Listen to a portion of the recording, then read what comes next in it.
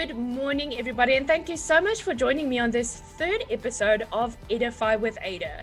We are currently busy with our 10-episode series of inspiring women in business. If you're maybe watching us on YouTube today, don't forget to download the Podbean app for free on iOS and Android. Search for Edify with Eide and turn on that bell notification so that you don't miss an episode.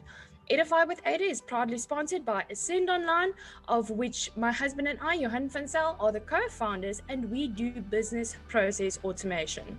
To move on to our guest today, she is a modern-day Wonder Woman, a mom of 5 children, 4 boys and 1 girl, and she decided to start her own company in 2020 of last year, and it is called the Payroll Bureau, which is the payroll division for Tiger Consultants. So let's move over to Anéle Veltman.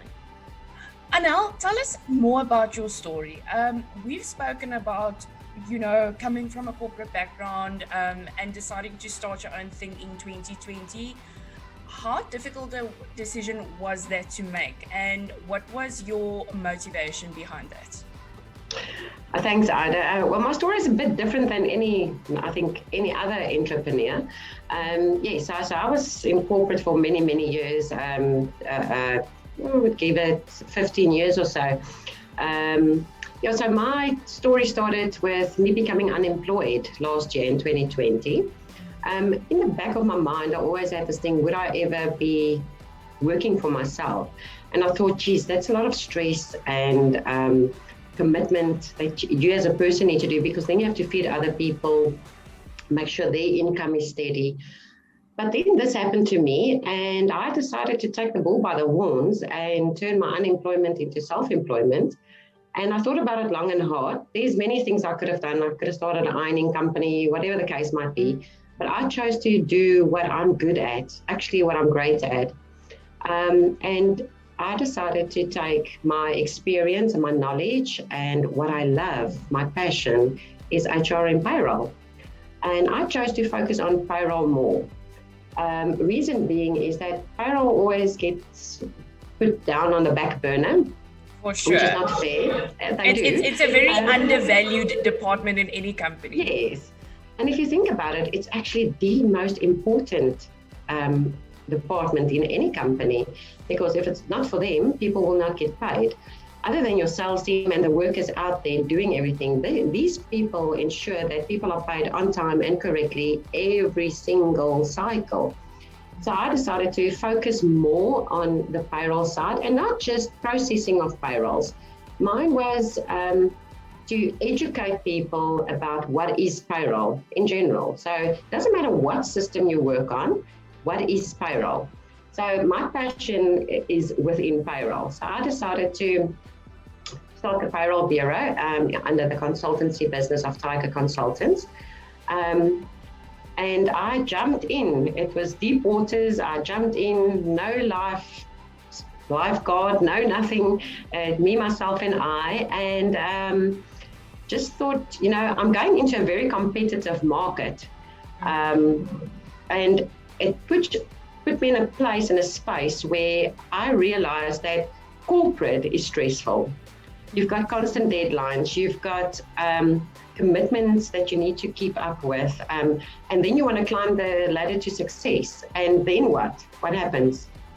So being an entrepreneur and starting my own business made me realize this is my pace, this is my success. So I'm the director of my life. I'm the director of this company. I can direct it where it goes.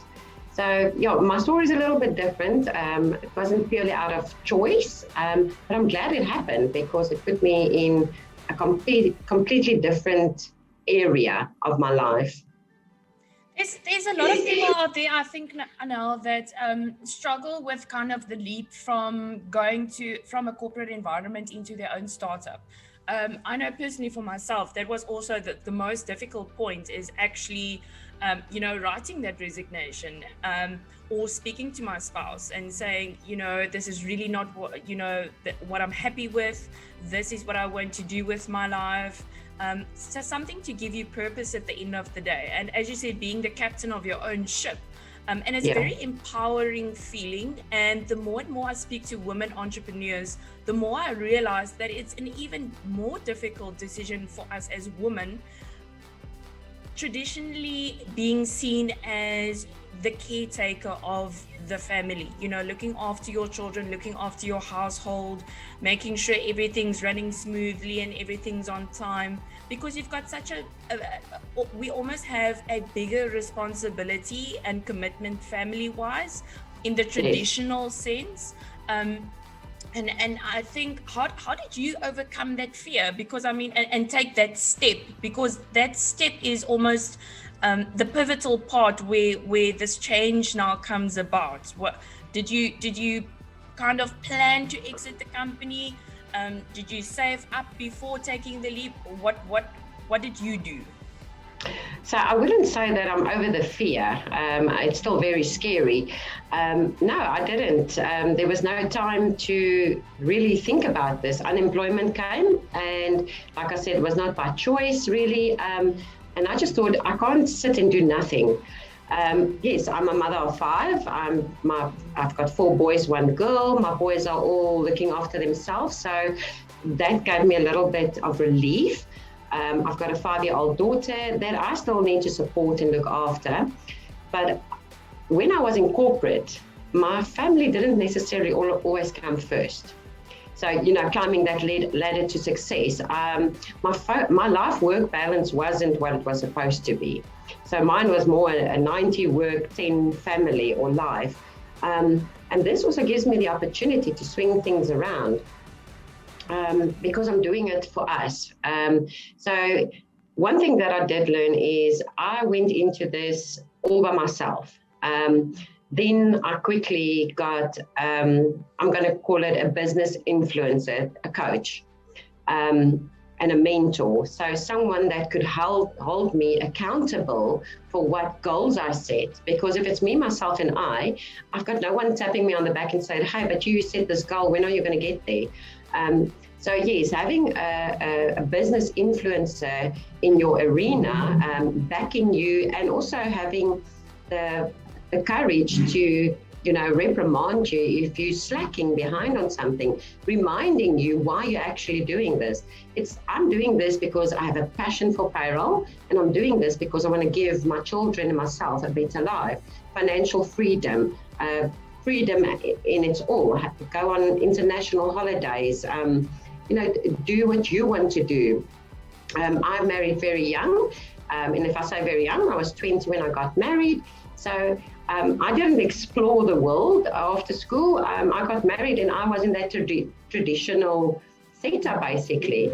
And this is a second chance in life to do things a little bit differently.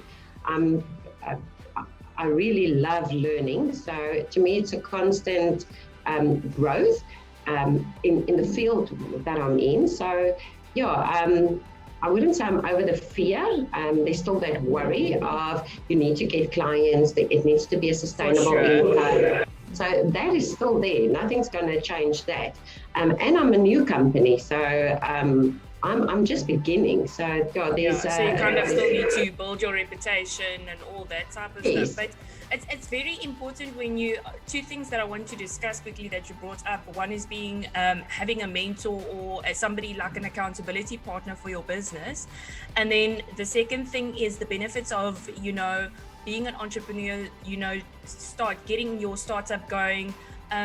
Tell me quickly, what would you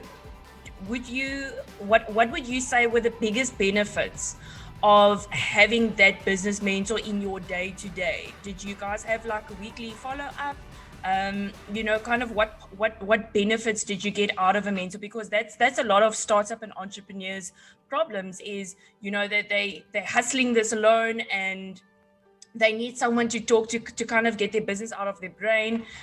What did you practically do within a week or a month with your mentor that assisted you to kind of get your business out of your brain and get going and knowing that there's someone in this with you? Yeah, so that's actually a very nice question.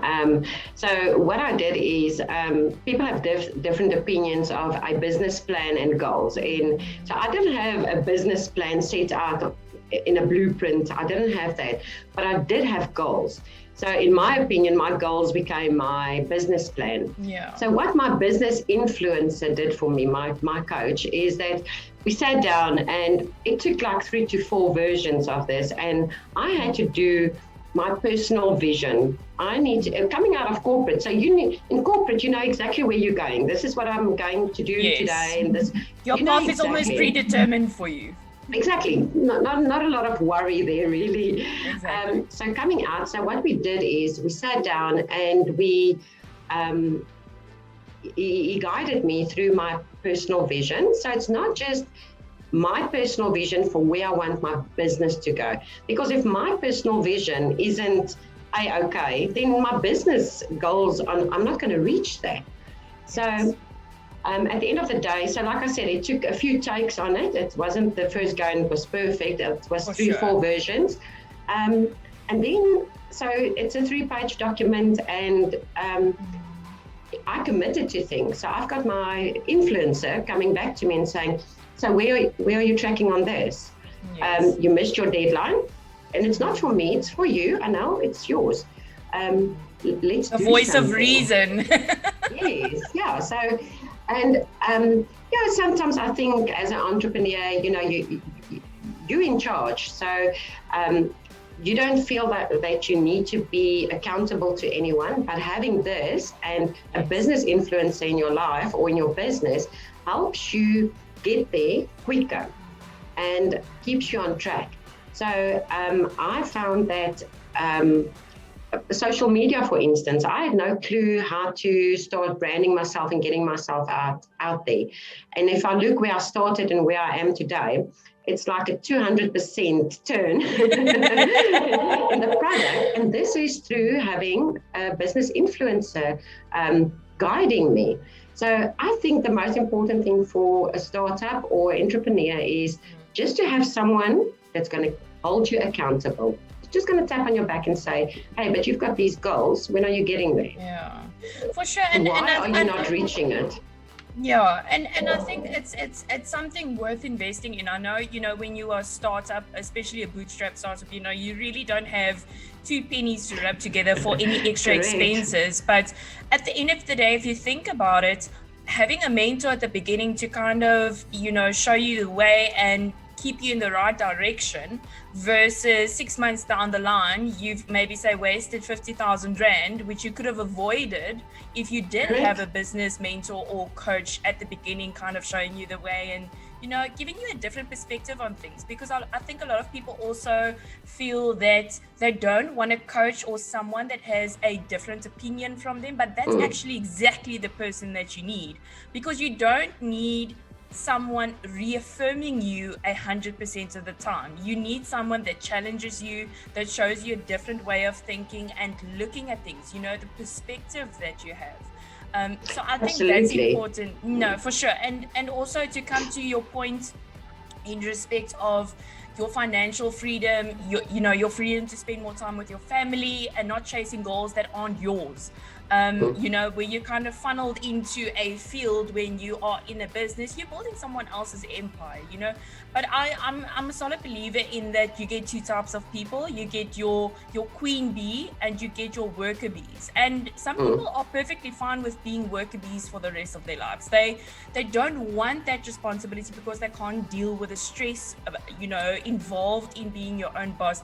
And but I want to talk about the common misperception that you have a lot of more free time and a lot of family time and you have a lot more money when you are a startup entrepreneur, etc. And that's not always the situation, is it? No, absolutely not. So what I've found is that, working for yourself, you put so much more into it. So instead of working 9-hour days, you now work 12-hour days, where you set aside a Sunday to have picnics. You take every second Sunday to let's work in a couple of hours just to get a few things done. Sure. If you didn't reach certain things during the week, then you take your off time, your weekend time, because you can. So I wouldn't say at the beginning there is more free time and more financial freedom. it's what you put in is what you're going to get out. For sure. So I'm completely of the opinion that within a year from now, if I have this conversation again, I will have more free time, because that's my goal. I'm working towards that goal, is to have a payroll company that is a household name brand, that I've got a team that I can push into certain industries. So if I have a department that focuses on the mining industry, and I've got a department that focuses on retail, because of the different bargaining councils and things like that. It's not just payroll, like I said, it's more than that. So definitely not more time at this stage. But it's very important to me to say, okay, time out, it's family time. I've got a 5-year-old daughter and it's time to play. And I think that's where it comes in. You kind of have more freedom to shuffle your day around, Yes, when that's what I've seen. My son goes to preschool half day. So I know from, say, in the morning at 5 or 6 when I wake up until 12 o'clock when we go to fetch him at school, that's going to be my business time. So I arrange all my meetings in that time, and coming to practicality, that's something that I wanted you to share with everybody listening today. Being an entrepreneur, as you now said, you spend a lot more time on your business than you would, in your normal 9 to 5. So how do you practically, because I have a lot of people coming to me knowing that I am a woman entrepreneur and that I do have a family, they ask me regularly the question, Eide, how do you balance it? How do you balance, doing everything on your own for your company, having your family at the same time? I don't have a day caretaker. I, do my own cleaning, own cooking, looking after my child by myself together with my husband. How do you what practical tips do you have for women entrepreneurs out there to balance that entrepreneurial responsibility that you have in a day versus your family responsibility? Well, for me, it's simple. So I pick my daughter up at 3 o'clock every day. So 2:30, my alarm goes off. I've got a reminder, alarm goes off, and I mentally get ready to say goodbye to work. Fetch my daughter, and I dedicate actual hours just to her. And then when it's her bath time, I would quickly sneak onto my phone, check my emails. But when it's family time, it's family time. So I dedicate dinner time. Absolutely. So there's no cell phones, there's no electronics, there's nothing. When we have dinner, we talk. So the boys around the table, the girl, and to me, it's just, if I'm not there for them now, I'm not going to be there for them later. And corporate took a lot of that away from me. So when your boss told you, sorry, we're going to crunch numbers tonight, you're going to stay until whatever time, I missed dinner times.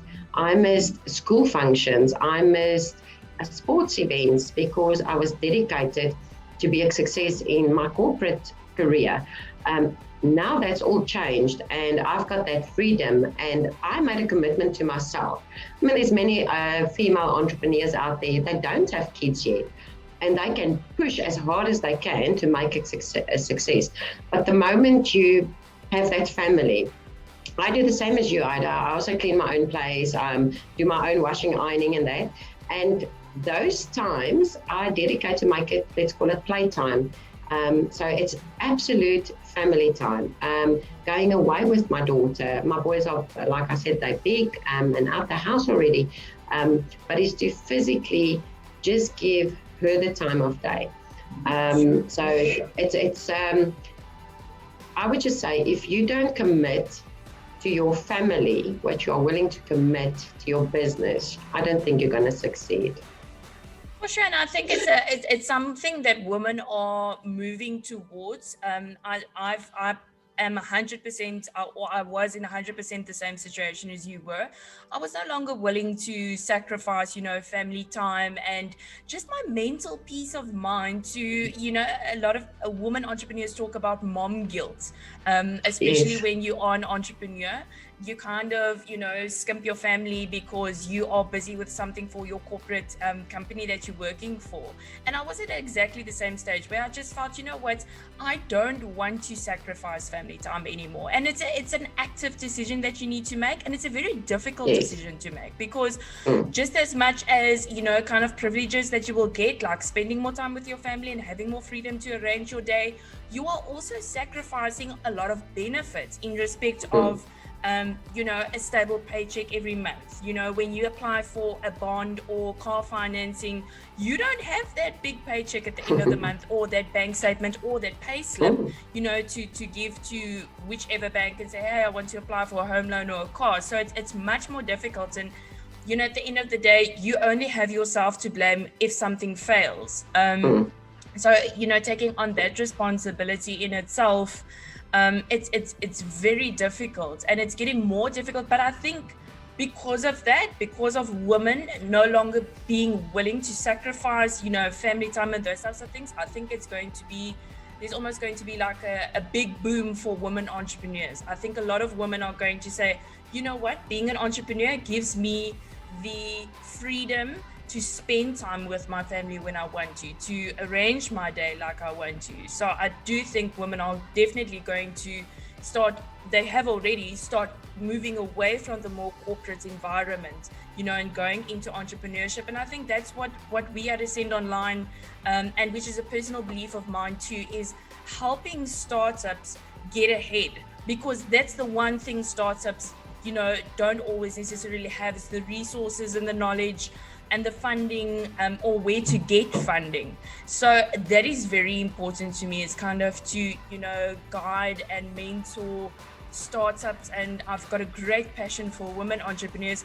Hence, my first 10 episodes being dedicated to inspiring women in business. So I want to quickly move on to asking you that, being in this journey, since you decided to become a startup, is there anything that you would do differently, or, kind of tips or tricks that you've learned along your way that you would like to pass on to women thinking about becoming entrepreneurs, or that has just started going into entrepreneurship? Yes, for sure. Women are the masters of juggling. So we're great at doing so many things. I'm not saying that we're multitasking, but we can juggle. we really know how to juggle. We know how to prioritize. Anyway, yeah. So something that I would have done differently in my journey is I would have gone out and got that coach, that business influencer, right from the start. Not midway through it, or I only started about 2 months ago with my business influencer. If there's one thing I would have changed, is to have that person start my journey with me. A business coach is essential, and I feel I've got a coach with a difference. So it's not saying, okay, this is the task at hand, this is how you're going to do it, okay, we're done, let's move on. Actually walking the path with me. So there's a two-way thing here where we both see success happening and growth happening. So that's the one thing I would definitely change, is that I would have had someone to hold me accountable from the word go.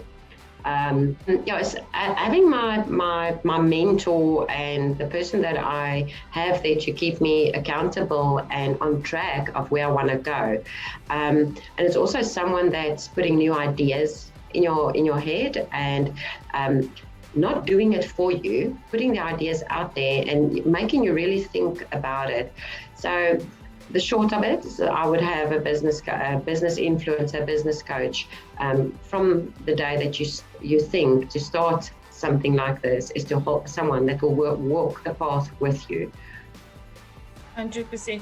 I think it's important, especially if you don't have experience in starting up your own business. There's a lot of things to think about that you can go onto the internet and do your research, etc. But from a practical perspective, having someone that has started their own business, that can point out certain things that you need to look out for, you kind of can see the obstacles coming, so you can prepare for them.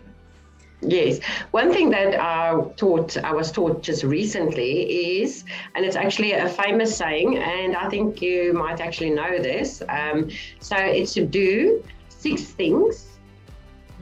No, wait. It's to do 6 things 1,000 times, not 1,000 1,000 times. things 6 times. Yeah, not 1,000 things 6 times.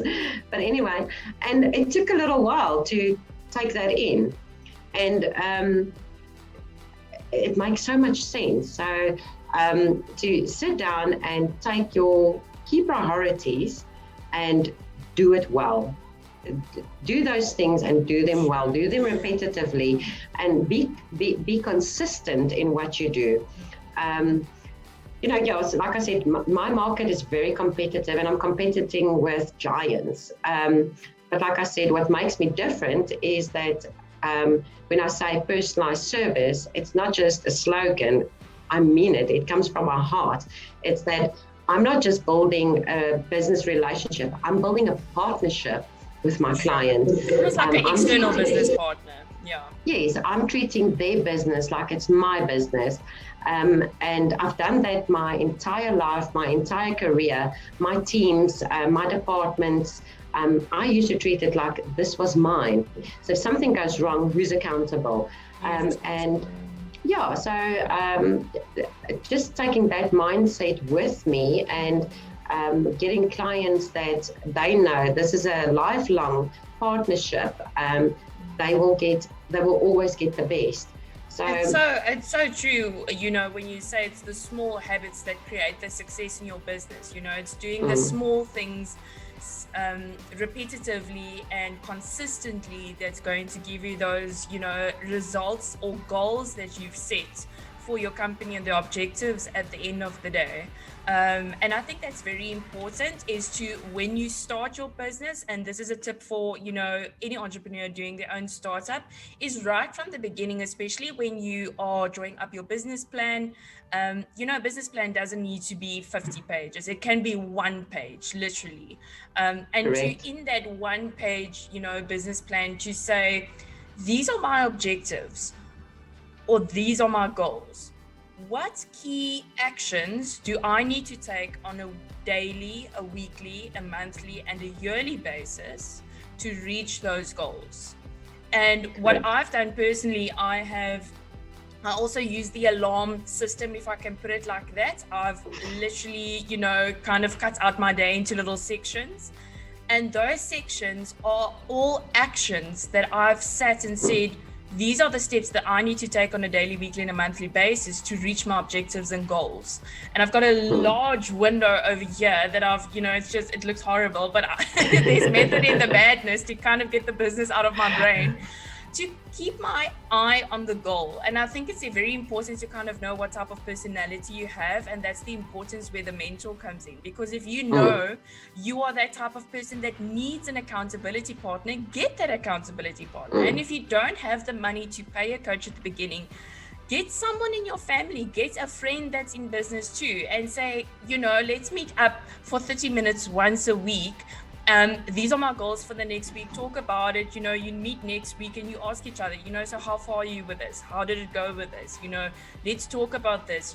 What are you struggling with? So having that accountability partner and knowing yourself is, and taking preemptive measures almost to kind of, preempt. Oh, okay, I know I perform best when I have someone, kind of looking over my shoulder.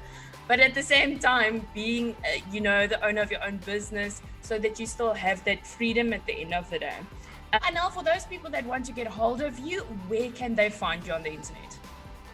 Okay, so we're on Facebook, we are on LinkedIn. LinkedIn, it's my personal profile. It's Anéle Veltman, Payroll Professional. We've got a page under Tiger Consultants. We've got a website. It's tigerconsultants.co.za. We're on Instagram, Payroll Bureau. So if you Google Tiger Consultants with a blue little Tiger, that's us. And you can also email me at Anel@tigerconsultants.co.za. Now, that is absolutely incredible. I had such an amazing time having this conversation with you on Edify with Eide. We will definitely be watching you become that household brand. We're very much looking forward to it. And you are for sure a modern day woman, and it was such an honor and privilege to have you as the third guest on our Inspiring Women as Business series. Thank you so much. Thanks, Eide. Appreciate it.